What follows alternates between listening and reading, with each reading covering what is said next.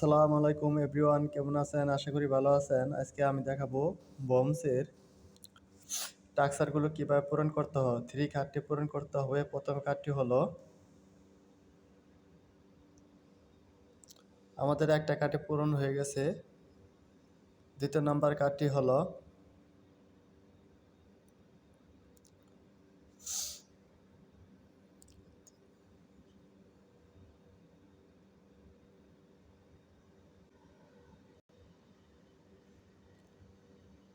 দ্বিতীয় নাম্বার কার্ডটি হলো এটা।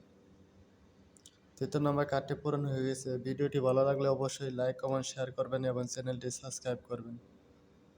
তৃতীয় নাম্বার কার্ডটি